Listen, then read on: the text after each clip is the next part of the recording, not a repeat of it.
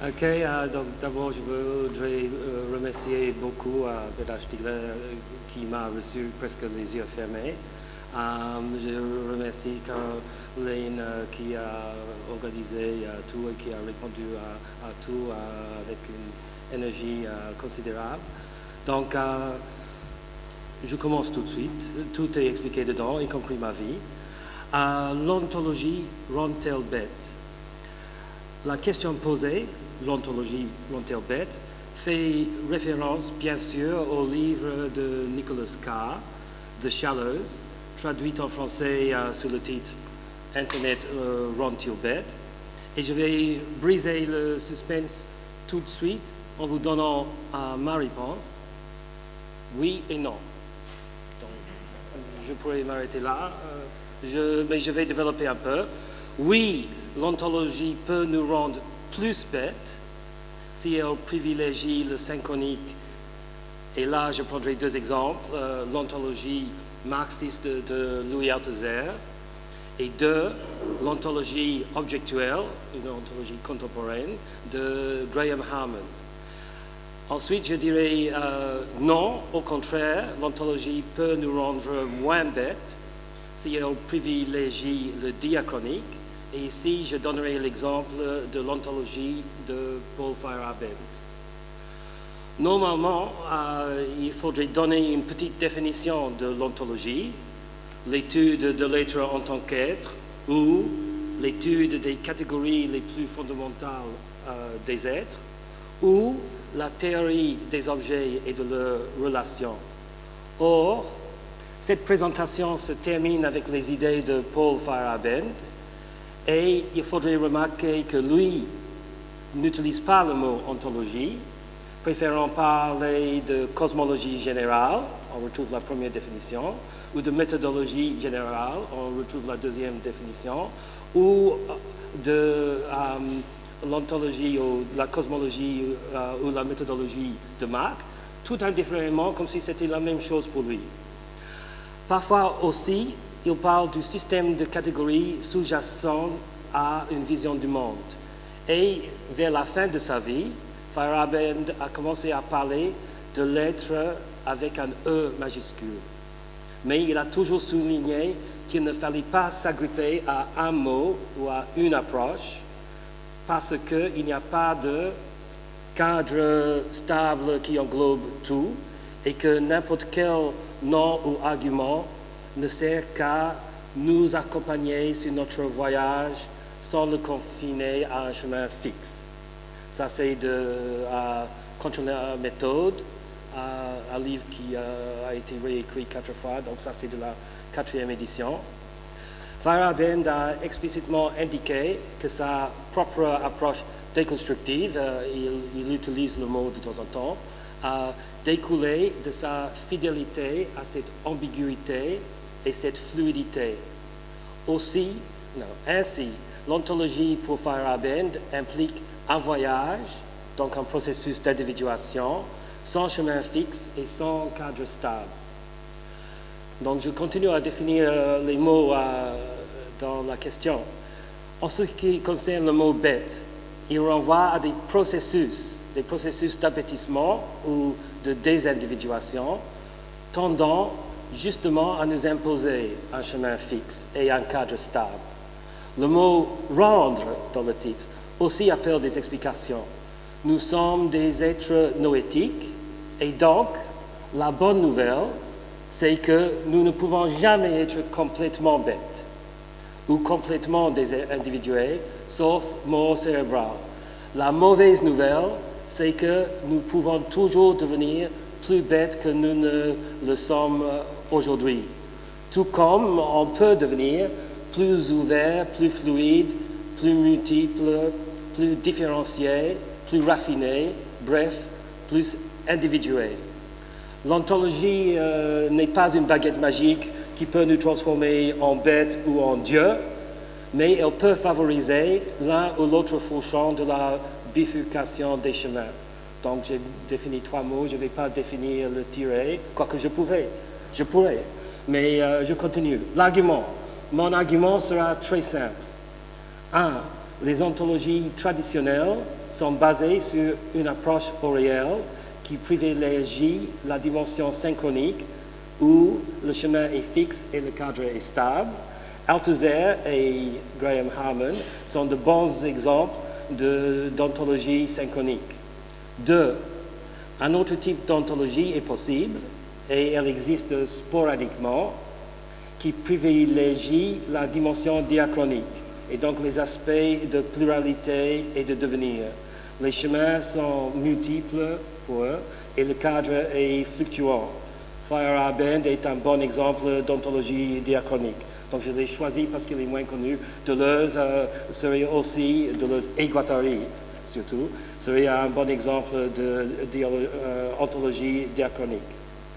Pour faire court, je parle d'ontologie synchronique ou d'ontologie diachronique, mais en fait, chaque type d'ontologie contient des éléments de l'autre type et il s'agit simplement du primat donné au synchronique sur le diachronique ou l'inverse. Donc il faudrait parler d'ontologie à tendance ou à dominance synchronique et vice-versa. La philosophie est inséparable d'une conversion radicale où notre compréhension de tout ce qui existe est transformée. En soi, un tel changement de paradigme est plutôt positif. Un problème se pose lorsque cette conversion équivaut à une réduction de notre vision et à un appauvrissement de notre vie, c'est-à-dire si cette conversion nous rend bêtes. Ma conversion à une ontologie diachronique est survenue en 1972 lorsque j'ai lu Contre la méthode, esquisse d'une théorie anarchiste de la connaissance de Paul Feyerabend, où il donne l'esquisse d'un pluralisme ontologique et épistémologique. À sa lecture, j'étais transporté, transformé, converti. Malheureusement, à la même époque, mon département de philosophie s'est converti à une philosophie très différente, l'althusserisme, et je me suis trouvé totalement marginalisé. Donc, oui, qui a frappé avec sa mainmise l'Australie quelques années en décalage par rapport à la France à cause de la lenteur des traductions. De fait, l'année 1973 était une année charnière entre la tempête diachronique des années 60, de la contestation, et la remise en ordre synchronique voulue par les althussériens. J'emploie à dessein les termes que Bernard Stiegler utilise pour décrire l'invention de la métaphysique telle qu'elle est mise en œuvre dans la République de Platon, soutenant un projet de synchronisation des esprits et des comportements. J'ai été, moi, le témoin réfractaire d'une tentative d'une telle synchronisation à petite échelle. Mon département a sombré dans le projet dogmatique, explicitement énoncé, de former des intellectuels radicaux, c'est-à-dire des althussériens, sous l'égide de la science marxiste althussérienne. Un petit nombre de militants althussériens ont pris le contrôle administratif et intellectuel du département et par toutes sortes de techniques d'intimidation et d'exclusion ont contraint tous ses membres, ou presque, de se conformer à la ligne althussérienne ou de partir. Intellectuellement, les althussériens imposaient un métalangage onto-épistémologique en termes duquel ils ont affirmé la différence radicale entre la science et l'idéologie et la scientificité du marxisme. Il est coutumier de décrire l'althusserisme, donc de Louis Althusser, première version donc, de l'Althusser des années 60 jusqu'à 72, je dirais. Donc, l'habitude de décrire l'althusserisme du point de vue épistémologique, mais il avait aussi un volet ontologique, de par sa distinction entre objet réel et objet théorique. La pratique scientifique, selon Althusser, produit ses propres objets, les objets théoriques, comme moyen de connaître les objets réels. Les objets de la vie quotidienne, les objets du sens commun, les objets de la perception ne sont pas des objets réels, mais des constructions idéologiques, des simulacres. Face à cette conversion négative de tout un département, je tentais de résister. Puisque j'ai l'esprit de contradiction, c'est-à-dire l'esprit d'individuation, je me suis consacré à une critique de l'althusserisme. Son ontologie lacunaire, la détermination de l'être en termes d'objets réels différents des objets théoriques, correspond à, en fait, un point de vue transcendantal de la philosophie qui agit comme un frein sur la pratique scientifique, en fait de n'importe quelle pratique, mais eux, ils parlent de pratique scientifique, et précontraint le type de construction théorique qu'elle pourrait élaborer. Pour maintenir la diachronicité des sciences, le fameux progrès scientifique, on ne peut pas garder la démarcation stricte entre objet réel et objet théorique, ni entre science et idéologie.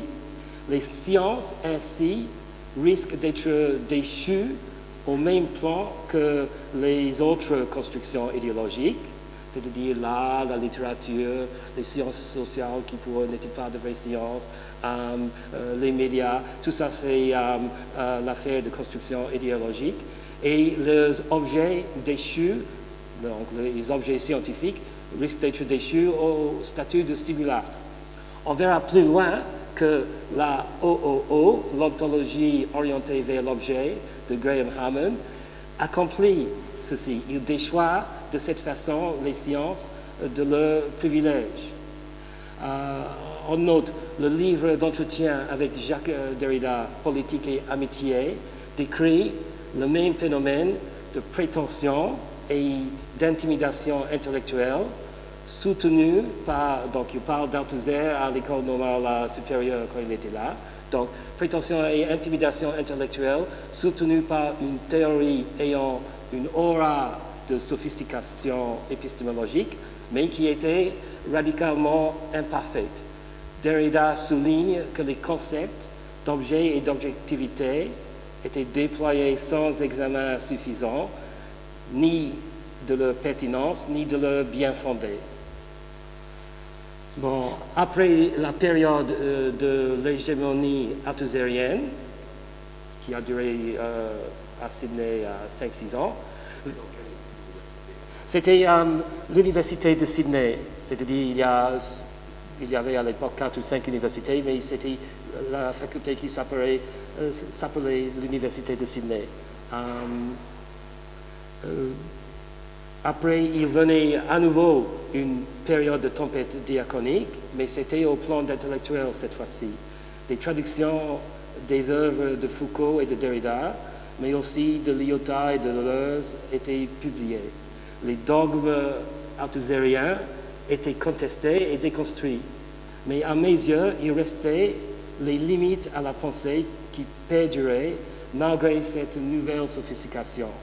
Il y avait une dimension ontologique commune à tous ces auteurs et cette dimension ontologique était négligée ou ignorée par les défenseurs de la French Theory. Feyerabend lui-même me semblait avoir besoin d'une ontologie pour renforcer son pluralisme et le protéger contre les incursions dogmatiques de type althusserien et contre les dissolutions relativistes de type postmoderne. J'ai obtenu, pour ma part, une bourse pour aller étudier à Paris et j'ai quitté l'Australie définitivement en 1981 pour continuer mes recherches ontologiques et épistémologiques à Paris. Ce que je retiens de cette expérience, à part le besoin d'une ontologie capable de soutenir et de pousser plus loin la déconstruction, c'est le sentiment d'une sophistication contradictoire dans la philosophie althuserienne. J'avais l'impression qu'elle pluralisait et diachronisait d'une main, ce qu'elle réduisait et synchronisait de l'autre. Donc, malgré cette sophistication initiale, l'althusserisme a rendu ses acolytes bêtes. De plus, comme instrument de synchronisation à grande échelle, elle était vouée à l'échec, de par son marxisme et son scientisme, qui rendait difficile son adoption générale. Il aurait fallu le démarxiser et le déscientiser pour plaire au plus grand nombre, de surcroît, sa diffusion était limitée au microcosme universitaire parce qu'il lui manquait à cette époque l'outil Internet. Ces limitations à sa diffusion ont été déconstruites et dépassées par une nouvelle philosophie, toute récente, appelée OOO, Object Oriented Ontology, l'ontologie orientée vers l'objet, ou plus simplement l'ontologie objectuelle. C'est-à-dire, pas seulement les limitations intellectuelles, mais ils se servent massivement de l'outil Internet. Je retiens aussi la méfiance envers tout mouvement en philosophie. Or, les OOO s'affichent comme un mouvement et attribuent la diffusion rapide de leurs idées à la maîtrise de technologies numériques sociales. Maintenant, je passe donc à Hamann et l'ontologie objectuelle. Dans The Third Table, c'est un tout petit livre, Hamann donne un bref aperçu des thèmes principaux de l'ontologie objectuelle. C'est un petit livre publié cette année dans une édition bilingue anglais-allemand, dont le texte anglais occupe à peine 11 pages et demie. Le contenu est très engageant, puisque Hamann y réussit l'exploit de présenter ses idées principales dans la forme d'une réponse aux fameux arguments des deux tables de Sir Arthur Eddington, prix Nobel de la physique. Ceci lui permet de formuler ses arguments en termes d'une polémique continue contre le réductionnisme, dans ses formes humanistes et scientistes. Jusque-là, tout va bien. Mais des problèmes surgissent lorsque nous examinons son explication de chacune des deux tables et a fortiori avec la présentation de la troisième table. Donc je vais expliquer, c'est très connu en épistémologie en anglais, le parabole des deux tables d'Eddington. Dans l'introduction célèbre à son livre The Nature of the Physical World, publié en 1928, Eddington commence avec un paradoxe apparent. J'ouvre les guillemets. Je viens de me mettre à la tâche d'écrire ces conférences et j'ai rapproché mes deux chaises à mes deux tables. Deux tables? Oui, il y a un double de chaque objet autour de moi. Deux tables, deux chaises, deux stylos. Fin de citation. Eddington explique qu'il y a un objet familier, la table, comme chose substantielle, solide et fiable, contre laquelle je peux m'appuyer. Mais, selon lui, la physique moderne nous parle d'une toute autre table. Ma table scientifique est principalement du vide, de nombreuses charges électriques et papiers qui courent ici et là à grande vitesse. Eddington contraste la substantialité de la table familière, c'est une chose solide, facile à imaginer, avec l'insubstantialité et l'abstraction de la table scientifique, qui est un ensemble de mesures physiques réunies par des formules mathématiques. Le monde familier du sens commun est un monde d'illusions, tandis que le monde scientifique, selon cette vision, est seul réel selon la physique moderne, et il est un monde de nombres. Quel est le rapport entre les deux mondes? Eddington pose la question et dramatise l'écart entre les deux mondes. Mais il déclare que les tentatives prématuré de déterminer ce qui les relie, les deux tables, ont été des échecs nocifs. C'est son mot, nocif. En fait, Eddington ne se prononce pas sur la question d'ontologie posée dans son introduction parce qu'il trouve que c'est la recherche empirique mobilisant la psychologie et la physiologie, aussi bien que la physique, qui doit répondre. Il est clair qu'il aurait compté l'althusserisme comme une tentative prématurée et un échec nocif. Mais qu'aurait-il dit de l'ontologie objectuelle? On y reviendra dans la dernière partie de cette conférence. Dans son petit texte, Hamann expose très succinctement, comme moi, la différence entre les deux tables, mais s'opposant au prétendu scientisme d'Eddington, Hamann affirme que ces deux tables sont également irréelles, qu'elles ne sont que des faux ou des simulacres. Page 6, il dit « at a shams ». Assignant chaque table à un côté de la faille qui sépare les fameuses deux cultures chères à C.P. Snow, la culture des humanités d'un côté, celle des sciences de l'autre, il trouve que toutes les deux sont les produits du réductionnisme qui mine la réalité de la table.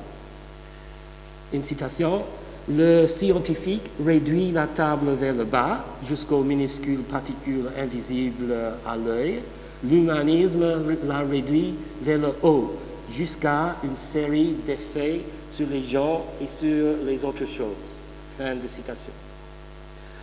Refusant le réductionnisme et ses simulacres, Hamann pose l'existence d'une troisième table, la seule réelle, selon lui, qui sert d'emblème pour une troisième culture à venir, dont le paradigme pourrait être tiré des arts qui tentent, selon lui, citation, d'établir des objets plus profonds que les traits qui les annoncent, ou de faire allusion à des objets qui ne peuvent pas être rendus pleinement présents. Fin de citation. La philosophie elle-même, pour lui, abandonnerait ses prétentions scientifiques pour parler enfin du monde réel et de ses objets. Or, dans le mot et la chose, Word and Object, de Willard Van Orman Quine propose une technique qu'il appelle la montée sémantique pour résoudre certains problèmes en philosophie. Il nous invite à formuler nos problèmes philosophiques, non plus en termes matériels, comme questions concernant les composantes du monde, les objets, mais plutôt en termes formels, comme des questions concernant le bon emploi et la bonne analyse de nos expressions linguistiques, nos mots. L'idée était de trouver un terrain d'entente pour discuter des prétentions de points de vue rivaux. Malheureusement, cette méthode s'est avérée inefficace pour résoudre la plupart des problèmes, car les disputes importantes concernent aussi bien les termes à employer et leurs interprétations dès qu'on aborde un problème philosophique intéressant. À l'inverse, Graham Hamann, avec sa nouvelle ontologie, nous propose une véritable descente objectuelle pour renverser le tournant linguistique et le remplacer par un tournant ontologique. Selon lui, les problèmes fondamentaux de l'ontologie doivent être reformulés en termes d'objets et de leur qualité. Ces objets ne sont pas les objets de notre monde familier. Rappelons que Hamann déclare que la table irréelle et la table familière est irréelle, est un simulacre. L'objet réel est un objet philosophique qui, et citation, se retire derrière tous ses effets extérieurs. La notion de se retirer, le retrait, il tient de Heidegger. Nous ne pouvons pas toucher la table hamannienne, car nous ne touchons jamais les objets réels, ni même la connaître. Mais bonne nouvelle, on peut aimer la table. Citation, le réel est quelque chose qui ne peut pas être connu, mais seulement aimé. Fin de citation. Ainsi, Harman opère une réduction du monde aux objets et leurs qualités qui se veut, en première instance, ontologique et non épistémologique. Et là, il a tort, et la dimension épistémologique est omniprésente dans son œuvre, mais comme objet d'une dénégation. Cette réduction objectuelle est difficilement argumentable et parfois elle est présentée comme une évidence accessible à toute personne de bonne volonté et de bon sens. Citation, cette fois-ci, le seul livre traduit en français par Harman est sorti cette année, ça s'appelle L'objet quadruple, The Quadruple Object. Ceci est une citation. Au lieu de partir du doute radical, nous commençons par la naïveté. Ce que la philosophie a en commun avec la vie des scientifiques, des banquiers et des animaux, c'est un souci partagé pour les objets. Fin de citation. Cette évidence est en fait méticuleusement construite et hautement motivée philosophiquement. Les objets harmaniens ne sont pas du tout les objets du sens commun. On ne peut pas les toucher, on ne peut pas les connaître. Donc, la naïveté invoquée n'est pas du tout une ouverture brute au monde. Elle est en fait un point de vue déterminé, une perspective particulière. Le point de vue naïf dit bien la traduction française de naïveté. Sous le vocable de naïveté, Harman nous parle d'un point de vue naïf qui serait néanmoins objectuel, c'est-à-dire pas naïf du tout, mais partisan.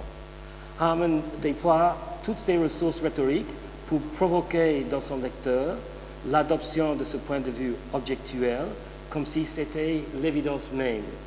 Cette conversion objectuelle est nécessaire, selon lui, pour pouvoir enfin sortir de la tyrannie de l'épistémologie et du tournant linguistique et édifier une nouvelle ontologie, fondement d'une métaphysique capable de parler de tous les objets. Nous voyons les parallèles et les différences de l'ontologie objectuelle par rapport à l'althusserisme. Les deux relèguent l'objet familier et l'objet perceptif au statut de construction sociale. La OOO va encore plus loin et assigne à l'objet scientifique le même statut de simulacre. Seule la philosophie peut nous dire ce qu'il en est des objets. Les deux nous proposent un métalangage, mais celui de la OOO est tellement déqualifié qu'elle est susceptible d'instanciations différentes et en effet, aucun des membres du mouvement n'a la même ontologie concrète. Ils partagent la même méta-ontologie, mais pas du tout la même ontologie à chaque fois. Finalement, la OOO se répand en se servant abondamment, libéralement, le mot est très juste là, libéralement, des moyens fournis par l'Internet, blogs, groupes de discussion, échanges Facebook et Twitter, podcasts et streaming vidéo. D'autres utilisent ces moyens aussi. J'ai parlé ici surtout de la OOO de Graham Harman parce que je ne crois pas que la OOO existe en général. Et je pense aussi que son unité apparente est en grande partie une façade trompeuse. Il s'agit plutôt d'un accord sur un métalangage, c'est-à-dire sur une certaine terminologie et sur un ensemble de thèmes sous l'égide duquel beaucoup de positions différentes peuvent s'abriter. J'ai parlé de The Third Table parce que les formulations de Harman changent de livre en livre et je trouve que dans cette petite brochure, il nous livre son métalangage presque à l'état pur. Dans ses autres livres, Harman, sans le savoir, glisse constamment entre un sens méta-ontologique de l'objet et un sens qui correspond à une instantiation possible de ce métalangage, ainsi générant beaucoup de confusion conceptuelle. Dans The Third Table, Harman pratique une forme de critique ontologique qui contient à la fois des éléments relativistes et des éléments dogmatiques. Au niveau du contenu explicite, Harman est plus libre, moins dogmatique qu'Althusser, puisqu'il ne fait pas, par exemple, de la science la reine du savoir. Harman se situe explicitement après le tournant linguistique, après les épistémologies qu'il appelle les épistémologies d'accès, après la déconstruction et le post-structuralisme.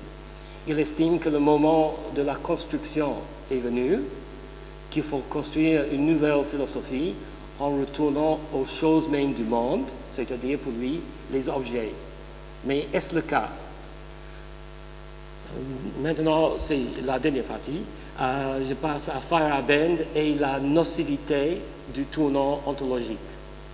Feyerabend rejette l'idée qu'il nous faut un nouveau système ou cadre théorique parce que des cadres, une citation, parce que des cadres imposent toujours des contraintes indues sur n'importe quelle activité intéressante. Fin de citation. Il souligne, la citation vient d'un texte très intéressant et peu connu de Feyerabend, où c'est une série de lettres, une correspondance sur 2 ans avec un expert israélien en intelligence militaire qui a contacté Feyerabend, qui a cru que les idées de Feyerabend en philosophie des sciences pouvaient aider avec l'intelligence militaire. Feyerabend a été très intéressé par cette correspondance et ça a été l'occasion pour lui pour développer en forme vraiment condensée toutes ces idées, comme s'il brassait toute sa carrière dans cette correspondance. Donc il dit des cadres imposent toujours des contraintes indues sur n'importe quelle activité intéressante. Il souligne que nos actions doivent être suffisamment complexes pour s'accorder à la complexité de nos pratiques et du monde. Ceci vaut pour n'importe quelle philosophie académique. Appliqué au tournant ontologique, ceci veut dire qu'un système ontologique est inutile, un frein à la pensée et à l'action, alors un système ontologique est un frein. Alors qu'une ontologie qui n'est pas cristallisée en système et en principe, mais qui se limite à un ensemble ouvert des règles empiriques et de l'étude libre de cas concrets, est à la fois acceptable et désirable. Donc Feyerabend dit que le détour, ou pour Feyerabend, le détour par l'ontologie est inutile parce qu'une approche plus ouverte et moins technique est possible. En effet, Feyerabend nous indique ce que Eddington aurait pu répondre à Harman à travers les décennies. Tout comme l'althusserisme, la OOO doit être considérée un échec nocif parce qu'elle spécifie de façon a priori et dogmatique ce que sont les éléments du monde. Cet échec est intrinsèque à son approche transcendantale. Elle est prématurée parce qu'elle préjuge des voies et des résultats de la recherche empirique. Et ici, empirique, ce n'est pas seulement scientifique, c'est toutes les recherches qu'on peut faire. Elle est nocive parce qu'elle tend à exclure des recherches possibles et fermer les esprits, les rendre bêtes.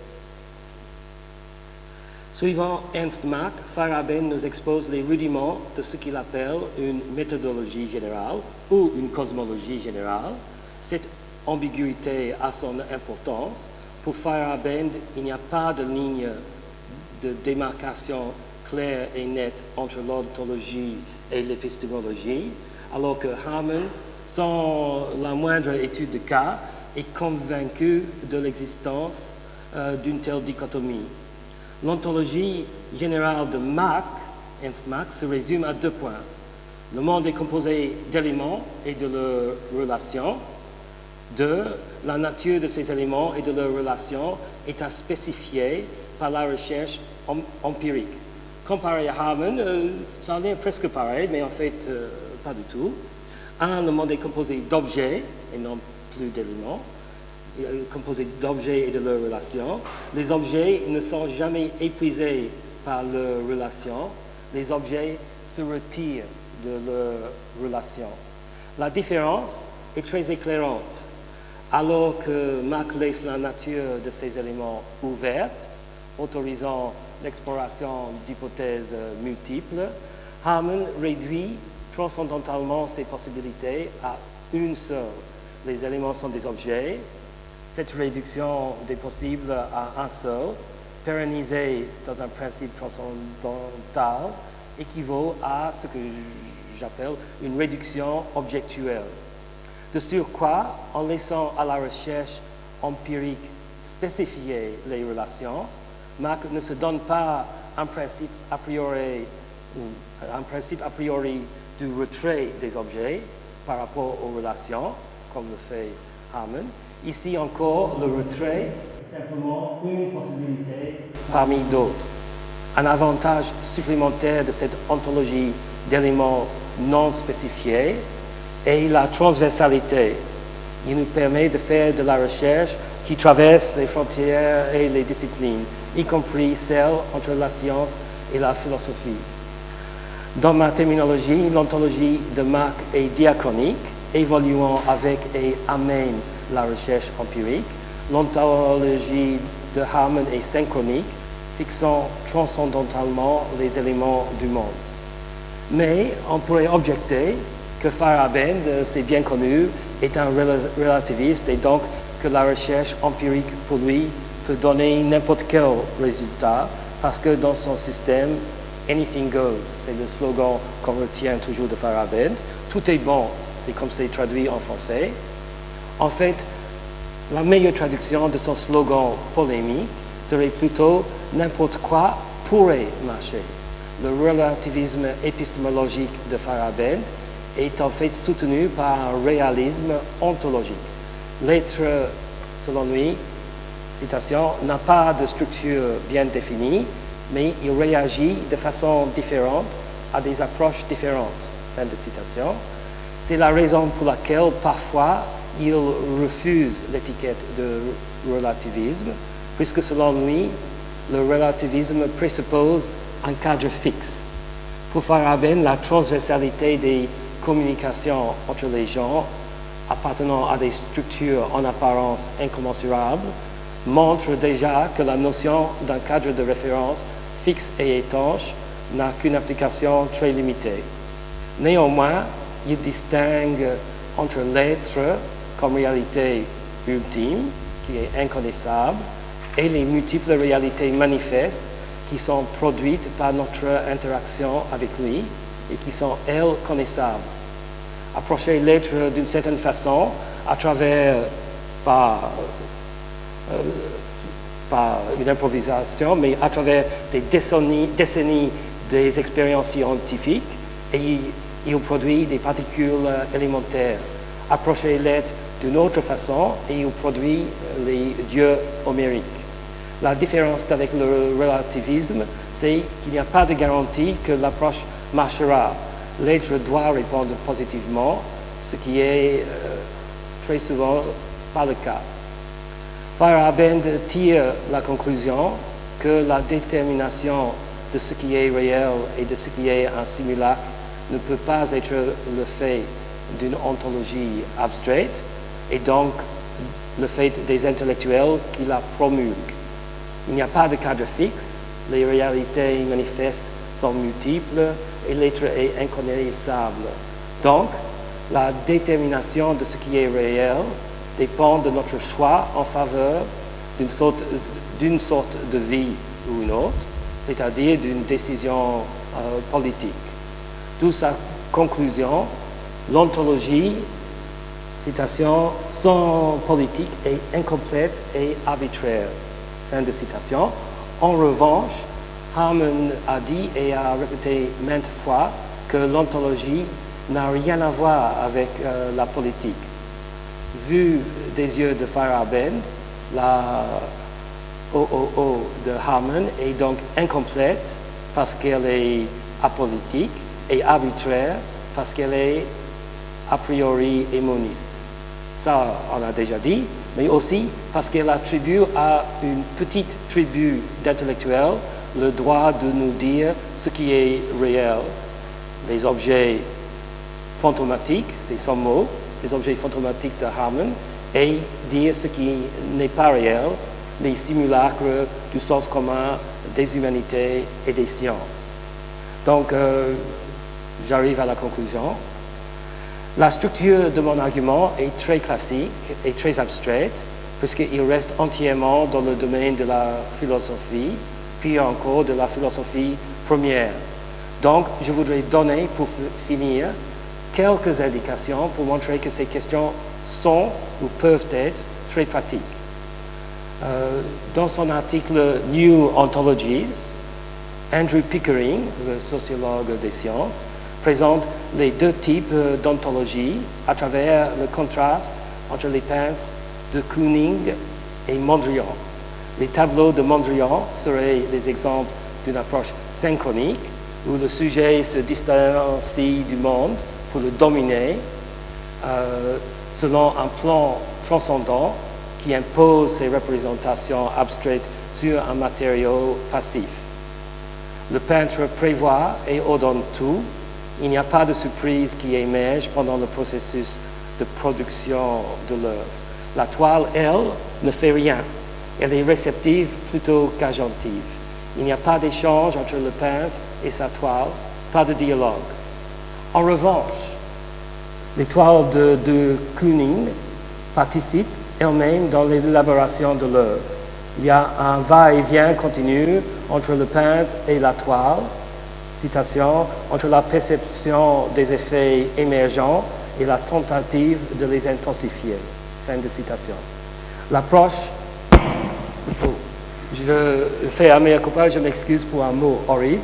L'approche de Kooningienne est diachronique. Elle comporte un processus immanent, concret, incarné, ouvert, un processus d'engagement dans le monde, tandis que l'approche mondrianesque, ça passe mieux, implique un processus transcendant, abstrait, désincarné, fermé, de distanciation d'avec le monde. L'approche mondrianesque correspond, selon Pickering, à l'arraisonnement, alors que l'approche de Kooningienne pratique l'aletheia, le dévoilement. L'espoir de Pickering est que les pratiques diachroniques, donc à dominance diachronique, qui sont encore marginales, peuvent se rassembler et déborder ou dissoudre l'arraisonnement régnant. Pickering donne plusieurs exemples concrets de l'approche diachronique, ce que je n'ai pas le temps de développer et donc vous le remerciez. Non seulement dans l'art de Kooning, mais aussi en génie civil. Il discute la gestion écologique et adaptive d'une rivière, où on n'impose pas un plan priorité, mais on suit les évolutions des lieux. Et aussi dans la psychiatrie, les expériences antipsychiatriques comme Kingsley Hall et Laborde, favorisant des relations symétriques et non hiérarchiques. Il parle aussi de mathématiques, de la musique et de l'architecture, pour montrer à chaque fois les effets concrets des deux approches. Donc il faudrait garder à l'esprit que même si la discussion se situe sur le plan conceptuel, les différends au sujet de l'ontologie sont inséparables de notre existence concrète et quotidienne. Voilà.